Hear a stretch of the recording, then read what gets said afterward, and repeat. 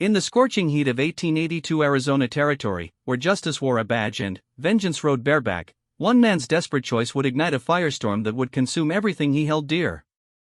Samuel "Sam" McKenna had spent 15 years building his ranch from nothing but dust and determination, watching his cattle graze peacefully under endless skies.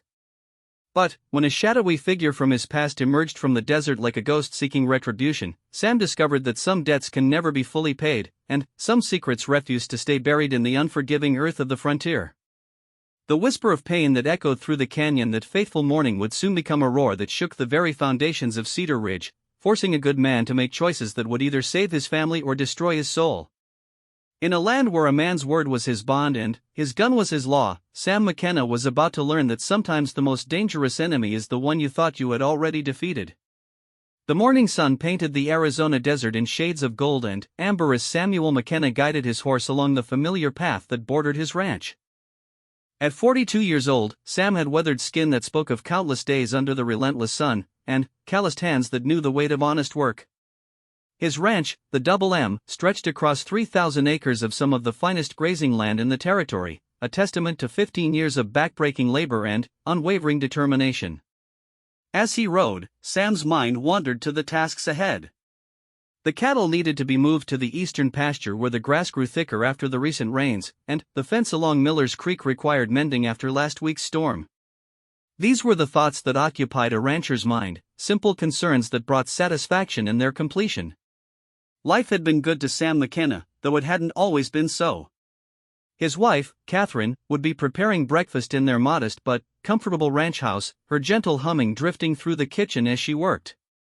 Their two children, 12-year-old Emma and 8-year-old Thomas, would be getting ready for another day of lessons with Mrs. Henderson, the schoolteacher who made the journey out from town 3 times a week to educate the ranch children in the area. The sound of approaching hoofbeats broke Sam's peaceful reverie.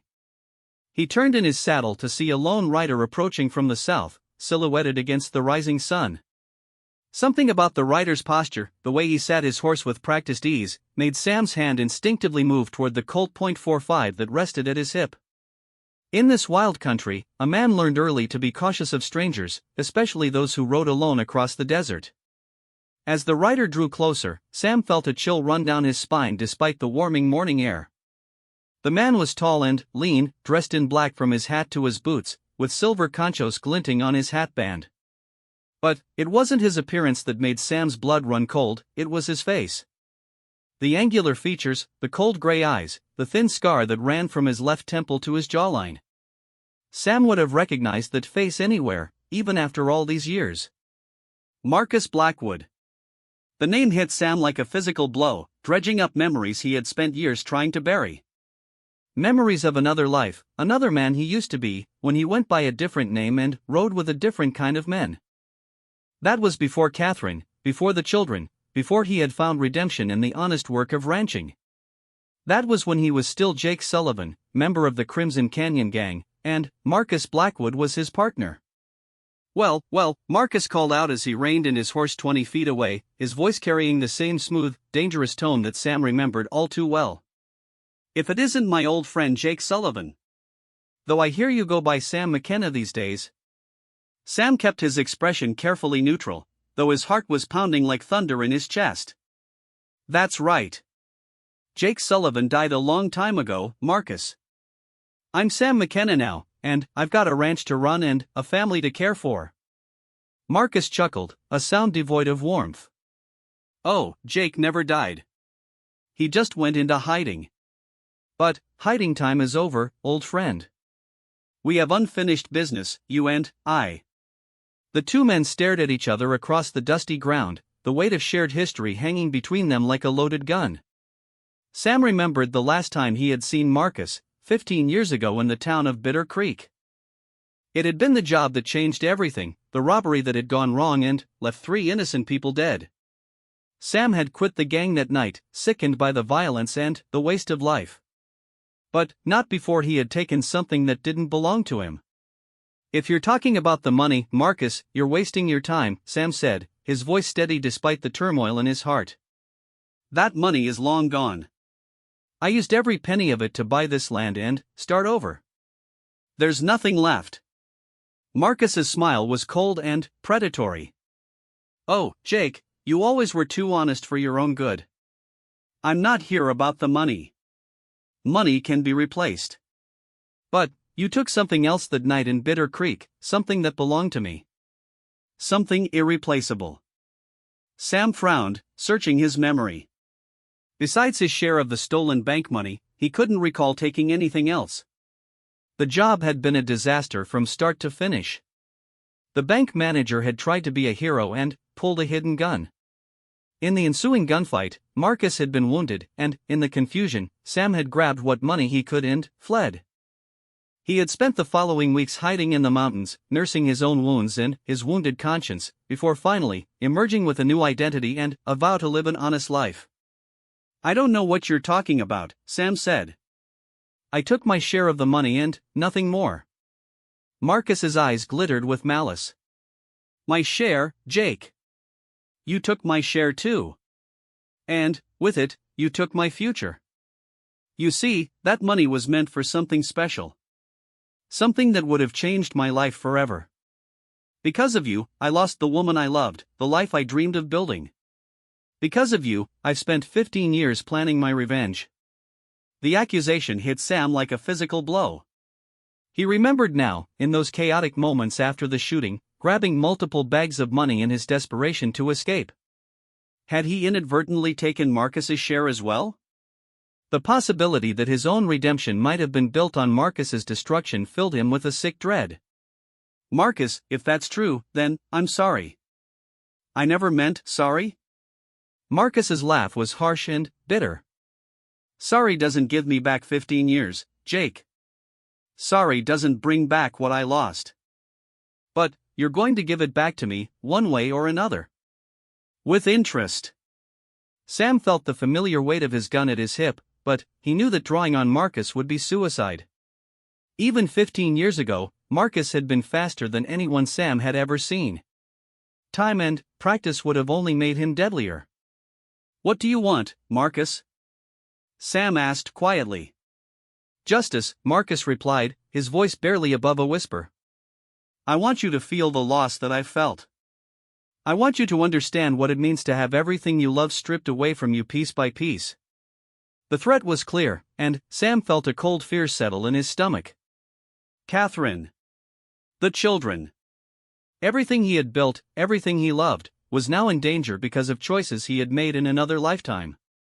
"Leave them out of this," Sam said, his voice hardening. "Whatever you want from me, fine. But, my family is innocent. They don't deserve to pay for my mistakes." Marcus studied him with those cold gray eyes, and Sam could see the years of hatred and planning that lurked behind them. This wasn't the impulsive young outlaw he had once known.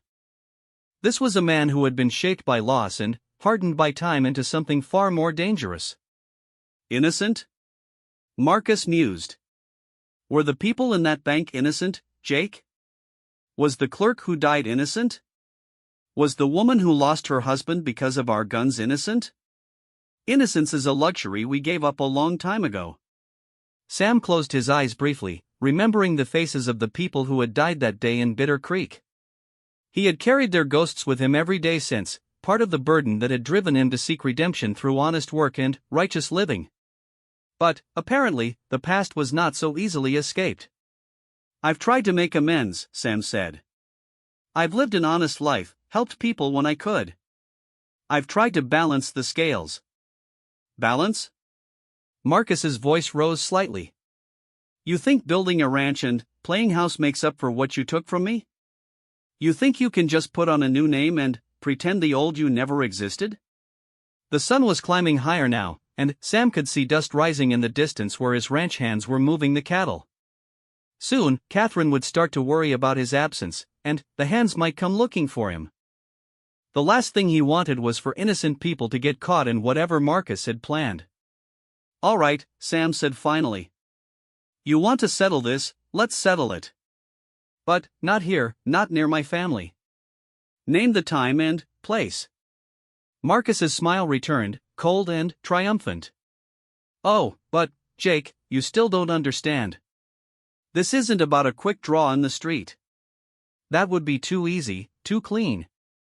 No, what I have planned for you is going to take time. I want you to suffer the way I've suffered. I want you to lose everything slowly, piece by piece, until you're begging me to put you out of your misery. He wheeled his horse around, but paused before riding away. I'll be in touch, old friend. And, remember, I'll be watching. Every move you make, every breath you take, I'll know about it. Sweet dreams, Jake Sullivan. With that, Marcus spurred his horse and rode off toward the desert, leaving Sam alone with his racing thoughts and growing dread. The peaceful morning had been shattered like glass, and Sam knew that his old life had finally caught up with him. He sat his horse for a long moment, watching Marcus disappear into the heat shimmers that danced above the desert floor. Then, with a heavy heart, he turned his horse toward home, knowing that he had to warn Catherine and prepare for whatever storm was coming. The whisper of pain that had echoed in his heart for 15 years was about to become a roar, and Sam McKenna was about to learn that some ghosts refuse to stay buried, no matter how deep you dig their graves. As he rode toward the ranch house, Sam's mind raced with possibilities and plans. He had built a good life here, earned the respect of his neighbors and the love of his family through honest work and righteous living. But now all of that was threatened by the sins of his past. He could run, take Catherine and the children and disappear into the vastness of the frontier. But he knew Marcus would follow, and running would mean abandoning everything he had worked to build. More than that, it would mean living in constant fear, always looking over his shoulder, never knowing when Marcus might strike. No, running wasn't an option. Sam McKenna had made his stand here, built his life here, and he would defend it here. Whatever Marcus had planned, whatever revenge he sought, Sam would face it head-on. He had been Jake Sullivan once, a man who lived by the gun and the code of the outlaw. That man was buried, but if Marcus wanted to dig up old graves, Sam was prepared to show him that some things were better left in the ground. The ranch house came into view, its whitewashed walls gleaming in the morning sun. Smoke rose from the kitchen chimney, and Sam could see Catherine hanging laundry on the line behind the house. The sight of her, so normal and peaceful, filled him with both love and terrible fear. He would protect her. He would protect them all. Whatever it cost him, whatever it took, he would not let his family pay for the sins of Jake Sullivan. That was a promise he made to himself as he rode toward home, toward the life he had built from the ashes of his former self. But, even as he made that vow, Sam couldn't shake the feeling that Marcus Blackwood had changed in the 15 years since they had last met. The young outlaw he had known had been dangerous but impulsive, quick to anger but also quick to forgive. This older Marcus seemed colder, more calculating, shaped by years of planning and hatred into something far more terrifying. Whatever game Marcus was playing, whatever rules he had set for his revenge, Sam knew that he was about to be tested in ways he had never imagined. The comfortable life of Sam McKenna, respected rancher and family man, was about to collide with the violent past of Jake Sullivan, outlaw and killer. And, in that collision, only one man would survive. The coffee in Sam's cup had grown cold as he sat at the kitchen table, staring out the window at the peaceful ranch yard while his mind churned with dark possibilities. 3 days had passed since his encounter with Marcus Blackwood, 3 days of sleepless nights and constant vigilance.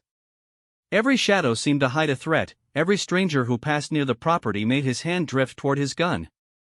Catherine moved quietly around the kitchen, preparing lunch for the children, but Sam could feel her concerned glances. She knew something was wrong, could sense the tension that radiated from him like heat from a forge. After 12 years of marriage, she could read his moods better than he could read them himself. "Sam," she said finally, setting down the sandwich she was making and turning to face him. "What's troubling you? You've been like a caged wolf for 3 days now." Sam looked at his wife, taking in her gentle brown eyes and the way the afternoon light caught the auburn highlights in her hair. Catherine McKenna was a beautiful woman, but, more than that, she was good. Pure in a way that Sam had never been, even before he became Jake Sullivan. She had saved him in ways she would never know, given him a reason to be better than the man he had been born to be. "Just ranch business, Kath," he lied, hating himself for the deception. "Had some trouble with rustlers, and I'm worried they might come back." It wasn't entirely a lie. There had been cattle thieves in the area recently, and Sam's neighbors had lost stock to them. But Catherine's expression told him she wasn't buying his explanation completely. Rustlers don't usually make you jump every time the wind rattles the door, she said quietly. Sam, whatever this is about, you can tell me. We're partners in this life, remember? Before Sam could respond, the sound of approaching horses drew his attention to the window. 2 riders were coming up the main road to the ranch, and Sam's blood ran cold as he recognized them. Marcus Blackwood rode in the lead, but he wasn't alone this time. The second rider was a woman, tall and elegant even in the saddle, with raven-black hair that flowed freely in the desert wind. Sam knew that woman, though he hadn't seen her in 15 years. Victoria Sterling, the saloon owner from Bitter Creek, the woman who had been Marcus's obsession during their outlaw days. She was older now, but still beautiful, still possessed of the dangerous magnetism that had made her the queen of every room she entered. "Stay inside," Sam told Catherine, rising from his chair with grim purpose. "Keep the children in the back room, and don't come out no matter what you hear." Catherine's eyes widened with alarm. Sam, what's happening? Who are those people? "Nobody you need to concern yourself with," Sam said, checking his gun to make sure it was loaded. "Just do as I say, Kath. Please." He stepped out onto the front porch as Marcus and Victoria dismounted near the hitching post. Marcus wore his customary black, but Victoria was dressed in a traveling outfit of deep blue that made her pale skin seem to glow in the afternoon sun. She moved with the same fluid grace Sam remembered, but there was something harder about her now, something cold and calculating that hadn't been there before. "Jake," Marcus called out, his voice carrying easily across the yard. "I'd like you to meet someone, though I suspect you two have already been introduced." Victoria stepped forward, and, when she smiled, it was like winter moonlight on snow.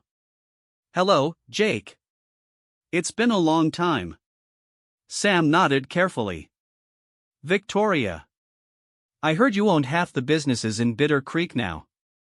"Congratulations on your success." "Success built on blood money," she said, her voice like honey over broken glass. "Money that should have belonged to Marcus and me. Money that would have let us build something beautiful together."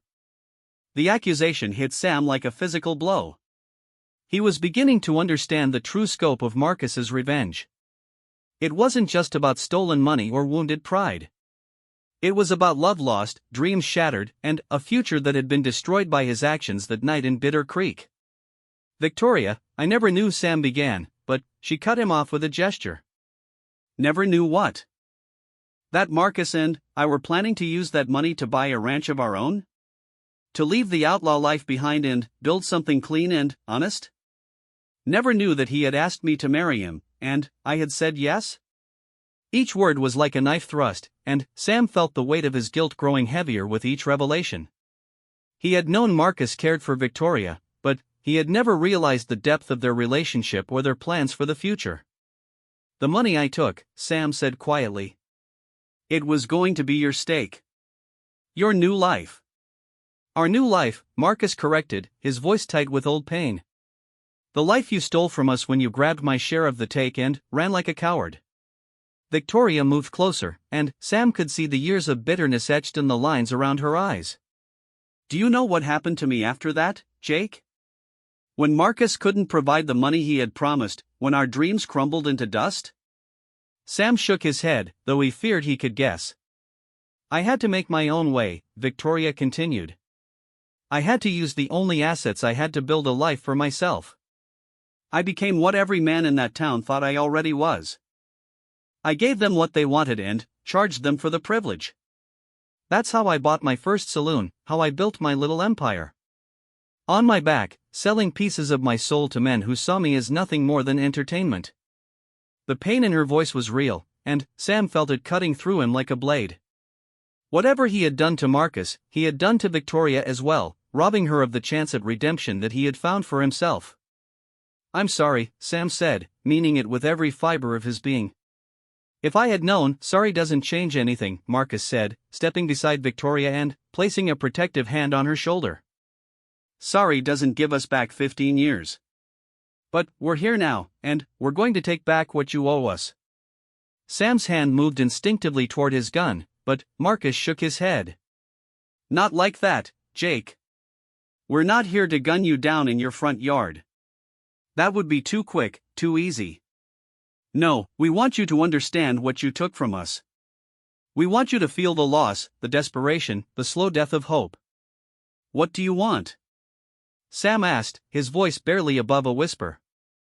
Victoria smiled, and it was a terrible thing to behold. We want your ranch, Jake. All of it. Every acre, every cow, every building. We want the life you built with our money. Sam felt the ground shift beneath his feet. That's impossible. Even if I wanted to give it to you, I couldn't. This land is in my name, my legal name. Sam McKenna doesn't owe you anything. But Jake Sullivan does, Marcus said. And Jake Sullivan is going to pay his debts. You see, we've done our research over the years. We know about your past, your real past, before you became an outlaw. We know about the family you left behind in Missouri, the debts you ran from, the warrant that's still outstanding for your arrest. Sam's blood turned to ice. The warrant. He had almost forgotten about that, the charge of horse theft that had driven him west in the first place. It had been a false accusation, a rich man's lie to destroy a poor family, but the law didn't care about truth when money spoke louder. That charge was dropped, Sam said, though he wasn't sure if it was true. Was it? Victoria asked sweetly. Are you certain? Because we have friends in Missouri, friends who would be very interested to know where Jake Sullivan ended up. Of course, they might also be interested to know about his other activities. The bank robberies, the murders, the 15 years of running from justice. The trap was closing around him, and Sam could see the careful planning that had gone into this moment. Marcus and Victoria hadn't just stumbled upon him by accident. They had been watching, investigating, building a case against him that could destroy everything he had worked to build. So here's what's going to happen, Marcus said, his voice casual but his eyes deadly serious. You're going to sign over this ranch to us. Every acre, every asset, everything. In return, we'll let you and your family leave with your lives. And if I refuse? Victoria's smile grew wider. Then, Jake Sullivan will find himself facing a hangman's noose, and Sam McKenna's family will learn exactly what kind of man they've been living with all these years. The choice was impossible. Lose everything he had worked for, or lose his family and his life. But even as the walls closed in around him, Sam's mind was working, looking for another way out. He had been Jake Sullivan once, a man who lived by his wits and his gun. Maybe it was time to remember those skills. I need time to think about it, Sam said. Of course you do, Marcus replied. We're reasonable people. We'll give you 3 days to get your affairs in order. 3 days to say your goodbyes and prepare to leave. After that, we take possession of the ranch, one way or another. 3 days, Victoria added, to decide whether you want your children to remember their father as a rancher who lost his land, or as an outlaw who led them all to destruction. With that, they mounted their horses and rode away, leaving Sam alone on his porch with the weight of an impossible decision pressing down on him like a mountain.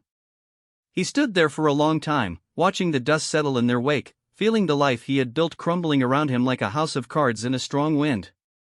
Inside the house, Catherine was waiting with questions he couldn't answer and fears he couldn't ease. His children were playing in their room, innocent of the storm that was about to destroy their world. Everything he loved, everything he had worked to protect, was slipping through his fingers like sand. But Sam McKenna was not Jake Sullivan, not anymore. He had learned things in his years of honest living that his outlaw days had never taught him. He had learned about community, about friendship, about the power of people standing together against injustice. Maybe, just maybe, there was another way to fight this battle. As evening fell over the ranch, Sam made his decision. He would not run, and he would not surrender. He would stand and fight, but he would do it the right way. The Sam McKenna way. And if that meant revealing the truth about his past, if it meant risking everything on the hope that the man he had become was stronger than the man he had been, then that was a risk he was willing to take. The whisper of pain was growing louder now, but Sam was beginning to think it might not be his own voice he was hearing. It might be the voice of justice, calling him to make a stand not just for his own family, but for everyone who had ever been threatened by the likes of Marcus Blackwood and Victoria Sterling. The real fight was about to begin. The oil lamp flickered in the kitchen as Sam sat across from Catherine at their worn wooden table, the weight of 15 years of secrets pressing down on him like a physical burden. The children were asleep in their beds, innocent of the storm that was about to break over their family. Outside, the desert wind moaned through the eaves of the house, a lowly sound that seemed to echo the ache in Sam's heart. "I need to tell you something, Kath," Sam began, his voice rough with emotion. "Something I should have told you years ago, before we were married, before the children came along. Something that's going to change everything between us." Catherine's hands were folded in her lap, her knuckles white with tension. She had known this moment was coming since the strangers had ridden away 3 hours ago. Her husband's haunted expression, the way he had checked and rechecked the locks on the doors and windows, the gun he now wore constantly at his hip, all of it spoke of secrets and danger that she had never imagined. "Tell me," she said simply, her voice steady despite the fear that lurked in her eyes. Sam took a deep breath and began to speak. He told her about Jake Sullivan, the young man who had fled Missouri under a cloud of false accusations. He told her about the desperation that had driven him to join the Crimson Canyon Gang, about the robberies and the violence that had followed. He told her about Marcus Blackwood and Victoria Sterling, about the job in Bitter Creek that had gone so terribly wrong, about the money he had taken and the lives it had cost. With each word, Sam watched his wife's face, searching for signs of the revulsion and fear he was certain would come. But Catherine listened in silence, her expression growing more sad than shocked, more concerned than disgusted. "So the ranch," she said when he had finished. "Everything we've built here. It was bought with stolen money." Sam nodded miserably. "Every acre, every building, every head of cattle. All of it came from blood money, Kath. I told myself I was making amends by living an honest life, by helping our neighbors, by being a good husband and father. But the foundation was rotten from the start." Catherine was quiet for a long moment, her gaze fixed on her hands. When she looked up, her eyes were bright with unshed tears, but her voice was firm. "The man who stole that money died 15 years ago, Sam. The man I married, the father of my children, the man who helped old Henrik rebuild his barn after the fire, who sat up all night with the Patterson boy when he had the fever, that man earned this life through 15 years of hard work and good deeds." Sam felt his throat tighten with emotion. "You don't understand, Kath. They want the ranch. All of it. And if I don't give it to them, they're going to expose me. The law will come, and they'll take me away. They'll hang me for what I did, and you and the children will be left with nothing. Then, we'll face it together," Catherine said firmly. "All of it. The scandal, the poverty, whatever comes. We'll face it as a family." Before Sam could respond, the sound of approaching hoofbeats echoed across the yard. Sam was on his feet instantly, his hand on his gun, but Catherine placed a gentle hand on his arm. "It's just Tom Henderson," she said, recognizing the slow, steady rhythm of the approaching horse. "He rides that old mare of his like he's got all the time in the world." Tom Henderson was indeed riding into their yard, but he wasn't alone. Behind him came a small cavalcade of riders that made Sam's heart leap with hope and fear in equal measure. There was Sheriff John Garrett from Cedar Ridge, looking grim and determined. Behind him rode Doc Peterson, the town's physician and one of the most respected men in the county. Following them were 3 more men Sam recognized as prominent ranchers from the area: Bill Crawford, whose spread adjoined Sam's to the east, Miguel Santos, whose family had been working cattle in the territory for 3 generations, and old Henrik Svensson, the Norwegian immigrant whose barn Sam had helped rebuild the previous year. "Evening, Sam," Sheriff Garrett called out as the group dismounted. "Mind if we come in? We need to have ourselves a talk." Sam exchanged a glance with Catherine, then nodded. "Come in, all of you. Catherine, could you put on some coffee?" The kitchen suddenly seemed much smaller with 6 men crowded around the table. Sheriff Garrett, a lean man in his 50s with graying hair and intelligent eyes, took the seat across from Sam. The others arranged themselves around the room, their expressions serious but not hostile. "Tom here came to see me this afternoon," Garrett began without preamble. Seems he had an interesting conversation with a couple of strangers in town. A man named Marcus Blackwood and a woman calling herself Victoria Sterling. They were asking a lot of questions about you, Sam. Questions that got Tom worried enough to write out and fetch me. Sam felt his stomach drop. What kind of questions? The kind that suggest they know things about your past that most folks around here don't, Garrett replied. Things about a man named Jake Sullivan and some trouble he got into down in Missouri and points south. The silence that followed was deafening. Sam could hear his own heartbeat pounding in his ears, could feel the weight of 6 pairs of eyes studying him intently. This was it, the moment when his carefully constructed life would come crashing down around him. It's true, Sam said quietly. All of it, probably. I was Jake Sullivan before I became Sam McKenna. I rode with outlaws, robbed banks, killed men. The money I used to buy this land came from those robberies. He expected shock, condemnation, perhaps even violence. What he got instead was nods of understanding from men who looked more concerned than surprised. We figured it might be something like that, Bill Crawford said. A man doesn't show up in the middle of nowhere with enough cash to buy prime land and no family or references unless he's running from something. Question is, Doc Peterson added, what kind of man has he been since he got here? And, from what I've seen, Sam McKenna is as good a man as I've ever known. He's helped every family in this valley at one time or another, never asked for anything in return, never caused trouble for anyone. Henrik Svensson leaned forward, his weathered face earnest. When the fever took my Anna 2 years ago, Sam McKenna sat with me through 3 days and nights.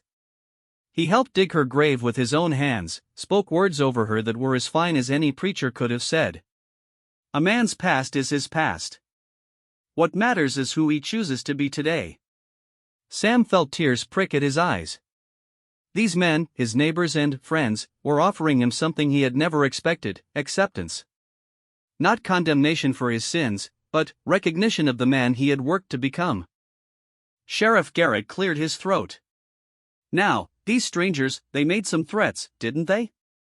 Said they wanted you to sign over your ranch to them? Sam nodded. They claim I owe them the money I used to buy this place.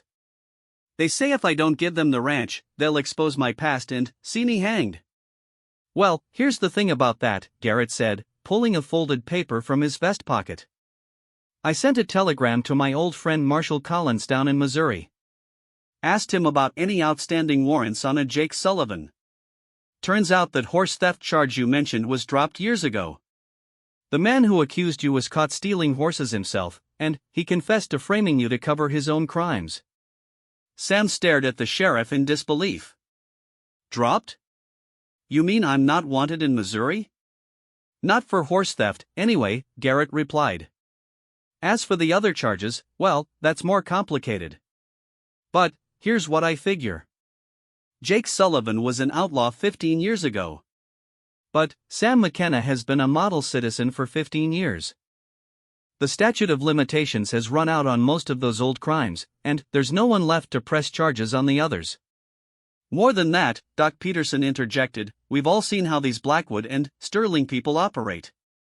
They're not interested in justice. They're interested in revenge and profit. What they're doing to you is extortion, pure and simple. Miguel Santos spoke up for the first time. My grandfather used to say that a man is not defined by where he comes from, but by where he chooses to go. You chose to come here, to build something good. These people, they choose to destroy. I know which side I'm on. Sam looked around the table at these men, these friends who had known him as Sam McKenna and were willing to stand by him even after learning about Jake Sullivan. I can't ask you to get involved in this. These aren't ordinary people. Marcus Blackwood is fast with a gun, faster than anyone I've ever seen. Victoria Sterling is smart and ruthless. They've had 15 years to plan this revenge. You're not asking, Bill Crawford said firmly. We're offering. This valley has been our home for years, and we look after our own. These strangers think they can ride in here and terrorize one of our neighbors. They're going to learn different. Sheriff Garrett nodded. I've already sent word to the territorial marshal. Should have help here within the week. In the meantime, we'll keep watch on your place, make sure nothing happens to your family." The door opened, and Catherine entered with a tray of coffee cups. She had been listening from the kitchen, Sam realized, and the smile on her face was brighter than the oil lamp. "Gentlemen," she said, "I can't thank you enough." As the men sipped their coffee and made plans for defending the ranch, Sam felt something he hadn't experienced in 15 years, the support of a community, the strength that came from belonging somewhere. He had spent so many years running from his past, hiding from the man he had been, that he had forgotten what it felt like to have people who cared about the man he had become. But, even as hope began to bloom in his chest, Sam knew the danger was far from over. Marcus and Victoria weren't the type to give up easily, and they had resources and connections that these good men might not be able to match. The confrontation that was coming would test all of them, and Sam prayed that his past wouldn't bring destruction down on the people who had chosen to stand with him. Outside, the desert wind continued to moan through the darkness, carrying with it the promise of storms to come. But, inside the ranch house, around the kitchen table where honest men had chosen to make their stand, there was warmth and light and the kind of courage that came from doing what was right, regardless of the cost.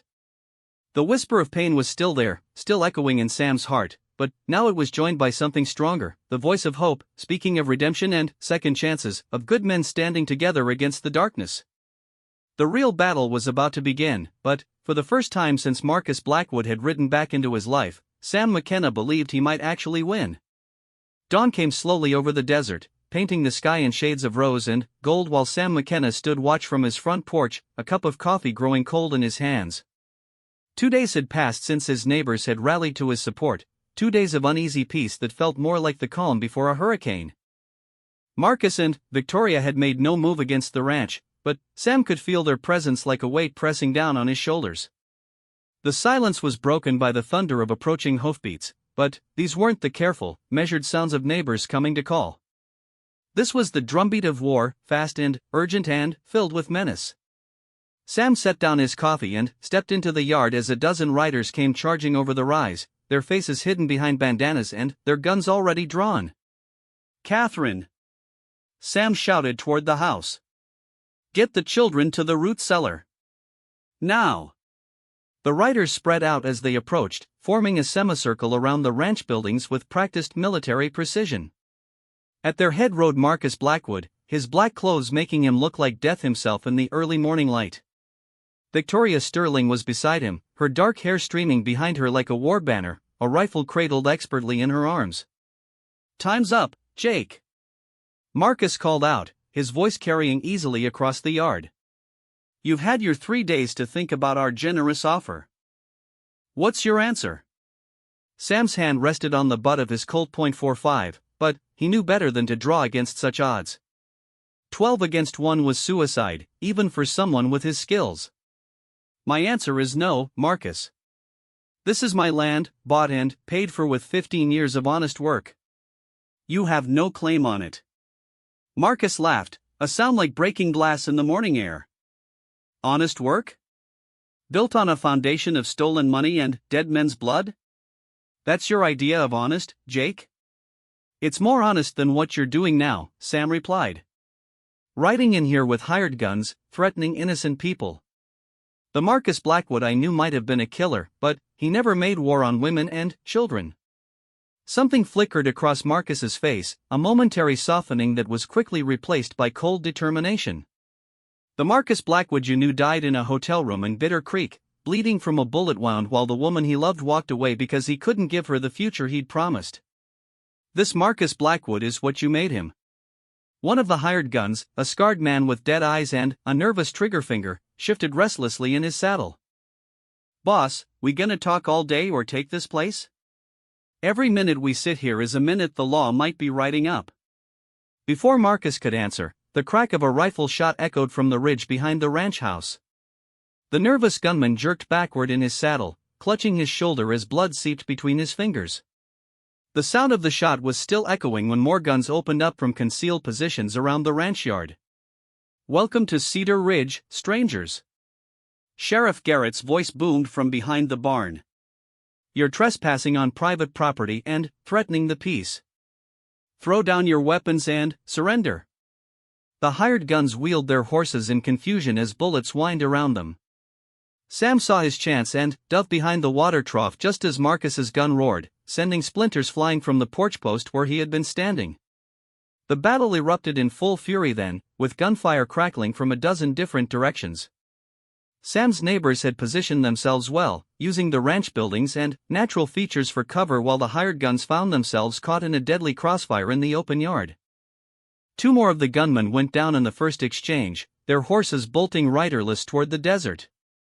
The others sought what cover they could find, returning fire desperately while Marcus and Victoria tried to regain control of the situation. "This isn't over, Jake!" Marcus shouted over the gunfire, snapping off shots toward Sam's position. "You can't hide behind these people forever." Sam raised his head above the water trough and sent two quick shots toward Marcus, missing narrowly as the outlaw's horse danced sideways. "I'm not hiding, Marcus. I'm standing my ground." The fight raged for what felt like hours but was probably only minutes. The hired guns, caught by surprise and fighting from poor positions, were gradually being whittled down by the superior tactics of Sheriff Garrett and the ranchers. But Marcus and Victoria were not ordinary gunfighters, and they began to fight their way toward the ranch house with deadly precision. Victoria's rifle spoke repeatedly, each shot carefully aimed and devastatingly accurate. She put a bullet through Henrik Svensson's hat brim, missing his skull by inches, then shattered the stock of Miguel Santos's rifle, sending him scrambling for new cover. Marcus was even more dangerous, his pistol seeming to appear in his hand like magic, spitting fire and death with mechanical precision. "Jake!" Victoria's voice cut through the gunfire like a blade. "Come out and face us. These people don't need to die for your sins." Sam's blood ran cold as he realized what they were doing.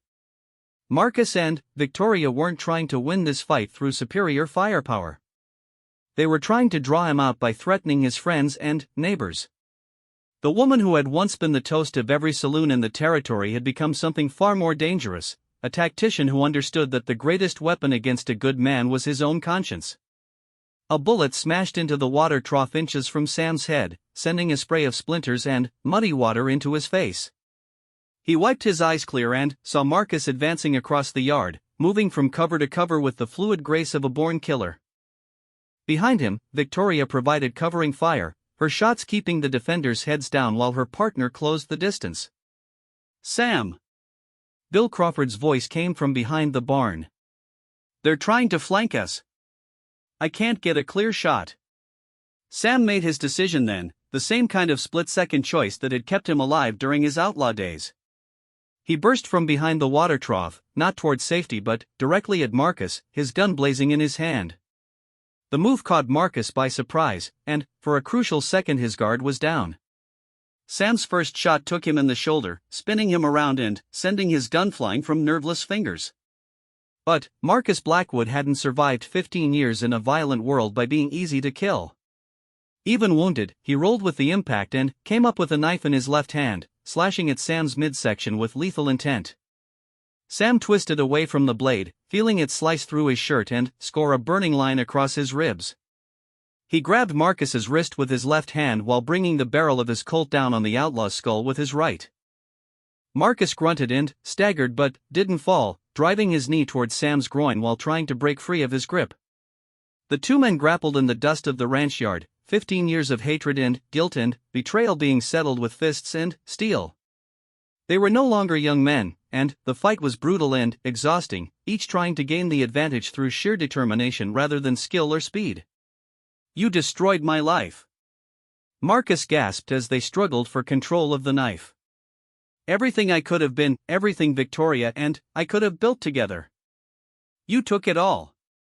I made a mistake." Sam shot back, his voice tight with effort. "A stupid, desperate mistake. But I've spent 15 years trying to make up for it. What have you done besides nurse your hatred?"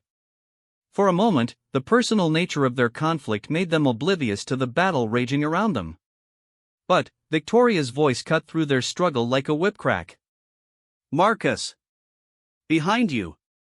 Sam followed her gaze and saw Sheriff Garrett advancing with his rifle raised, a clear shot at Marcus's back.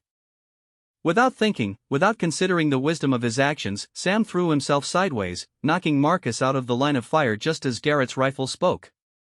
The bullet meant for Marcus took Sam high in the chest, the impact throwing him backward into the dust. Through a haze of pain and shock, he saw Marcus staring down at him in confusion, the knife forgotten in his hand. "Why?" Marcus asked, his voice barely above a whisper. "Why did you save me?" Sam coughed, tasting blood on his lips. "Because 15 years ago, you would have done the same for me. The Marcus I knew, before the bitterness ate him alive, he was better than this. He was my friend." Something changed in Marcus's face then, a cracking of the hard shell he had built around his heart. Victoria appeared at his side, her rifle still smoking from the last shot she had fired, but her attention was focused entirely on the two men on the ground. "He's bleeding out," she said clinically, but there was something in her voice that hadn't been there before. "Marcus, he saved your life." Marcus looked down at Sam, then at the knife in his hand, then at the destruction that surrounded them. 3 of his hired guns were dead, 2 more were wounded and fleeing toward the desert, and the rest had surrendered to Sheriff Garrett's men. The grand revenge he had planned for 15 years was crumbling into chaos and pointless violence. "Get Doc Peterson," Marcus said suddenly. "He's hurt bad." Victoria stared at him in shock. "Marcus, what are you doing? This was our chance. Our revenge." "Our revenge is killing a man who just saved my life," Marcus replied, his voice hollow with realization. "A man who's spent 15 years being everything I could have been if I hadn't let hatred poison my soul." He knelt beside Sam, pressing his hands to the wound in an attempt to slow the bleeding. "Jake, stay with me. You hear? Don't you die on me now." Sam's vision was growing dim, but he managed a weak smile. "It's Sam now. Sam McKenna. Jake Sullivan died a long time ago, Marcus. You should let him die too."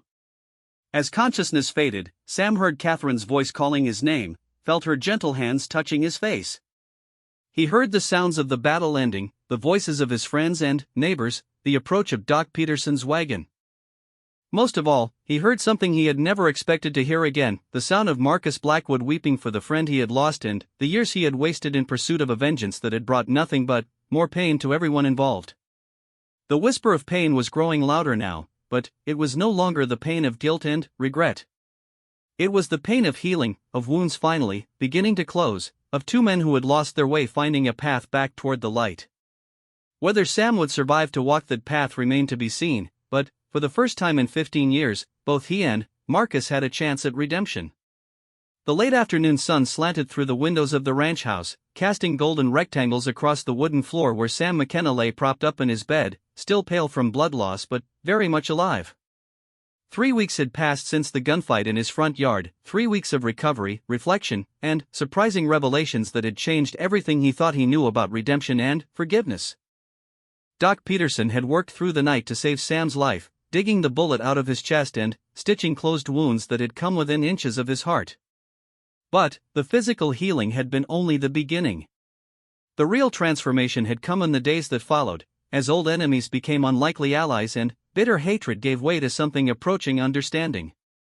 Marcus Blackwood sat in a chair beside the bed, his own shoulder still bandaged but healing cleanly. The man who had ridden onto the ranch seeking vengeance had stayed to nurse the very person he had come to destroy. It was a change that still amazed everyone who witnessed it, but perhaps no one more than Victoria Sterling, who watched from the doorway with an expression that mixed wonder with growing hope. The territorial marshal finally responded to Sheriff Garrett's report, Marcus said, setting down a letter he had been reading. "All charges against Jake Sullivan are being officially dropped. Seems there's been a statute of limitations review of old cases, and yours fell into the category of crimes committed during civil unrest by men seeking to survive in lawless times. That's lawyer talk for the territory has bigger problems to worry about than old bank robberies." Sam nodded weakly, though the news brought him more relief than he had expected. "What about you and Victoria? What does the marshal say about attempted extortion and assault?" Marcus was quiet for a moment, staring out the window at the peaceful ranch yard where Catherine was hanging laundry while Emma and Thomas played nearby. "Sheriff Garrett is recommending clemency, given the circumstances. Says we were acting out of grief and misguided justice rather than criminal intent. The territorial judge is willing to accept restitution instead of jail time. Restitution? Sam frowned. Marcus, I told you, I don't have the money anymore. Every penny went into building this place. I know, Marcus replied. And that's exactly what we're going to give back to the territory. Victoria and I have been talking, and we've decided to sell our holdings in Bitter Creek. All of them. The saloons, the hotels, the gambling houses, everything. We're going to use that money to fund a school for orphan children, kids who lost their parents to the kind of violence we used to live by. Sam stared at his former partner in amazement. Marcus, that's your life's work. Everything you've built over the past 15 years. Everything I built on other people's misery, Marcus corrected. Victoria was right about what she became after Bitter Creek, but she wasn't the only one. I became something ugly too. A man who made his living off desperation and vice, who profited from other people's pain. Maybe it's time both of us became something better. Victoria stepped into the room, moving with the same fluid grace Sam remembered, but there was something different about her now. The hard edge that had defined her for so many years had softened, replaced by something that looked remarkably like peace. The children's home will be built right here in Cedar Ridge, she announced. Sheriff Garrett has already found a perfect site on the edge of town, near the church and the school. We'll call it the Bitter Creek Foundation, in memory of the people who died there and the mistakes we all made. Sam felt tears prick at his eyes. Victoria, I don't know what to say. After everything I took from you, everything I cost you. You gave me something too, Victoria said quietly, taking the chair on the other side of his bed. You showed me that people can change, that the past doesn't have to define the future. For 15 years, I let my anger and bitterness eat away at my soul. I became exactly what those men in Bitter Creek thought I was. But, watching you these past weeks, seeing the life you've built, the man you've become, it's shown me that redemption is possible for anyone willing to work for it. Catherine appeared in the doorway, carrying a tray with soup and fresh bread. I hate to interrupt, but Doc Peterson said Sam needs to eat regularly to get his strength back. She set the tray down and smiled at their guests. Though I have to say, it's nice to see you all talking like civilized people instead of shooting at each other. Marcus had the grace to look embarrassed. Mrs. McKenna, I owe you an apology that's about 15 years overdue. When I came here seeking revenge against your husband, I never stopped to think about the innocent people who might get hurt. Your children could have been orphaned because of my selfishness. They weren't, Catherine said firmly. And, from what I understand, you're the one who helped save Sam's life after he was shot. That counts for something in my book. Sheriff Garrett's voice came from the front door. Hello, the house. Mind if I come in? Come on back, John. Sam called out. We're all here having a regular peace conference. The sheriff appeared in the doorway, his weathered face creased in what might have been a smile. Got some news I thought you'd all want to hear. The territorial marshal is coming through next week, and he wants to make the dismissal of charges official. Says he's also got a proposition for Mr. Blackwood and Miss Sterling. Marcus raised an eyebrow. What kind of proposition? Seems the territory is having trouble with organized crime moving in from back east, Garrett explained. Gambling rings, protection rackets, smuggling operations. The marshal thinks a couple of reformed outlaws who know how criminals think might be valuable as consultants. Paid consultations, mind you. Legitimate work helping the law instead of fighting it. Victoria and Marcus exchanged glances, and Sam could see the appeal of the idea in their eyes. After years of living on the wrong side of the law, the chance to use their skills for justice instead of personal gain was clearly tempting.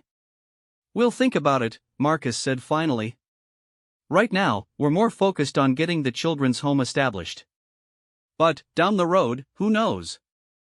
It might be nice to feel like we're doing some good in the world instead of just trying to atone for old sins. As the afternoon wore on, the little group in Sam's bedroom made plans for the future that none of them could have imagined just a month earlier. The children's home would be built with funds from the sale of Victoria's businesses in Bitter Creek. Marcus would oversee construction while Victoria handled the administrative side, using her business skills to ensure the operation ran efficiently. Sam, once he was fully recovered, would serve on the board of directors, helping to guide the institution that would bear witness to the possibility of redemption for anyone willing to seek it. But, perhaps the most surprising development came as evening shadows began to lengthen across the ranch. Victoria, who had been unusually quiet during the planning discussions, suddenly spoke up with a question that caught everyone off guard. "Marcus," she said softly, "do you remember what you asked me in Bitter Creek the night before that last job?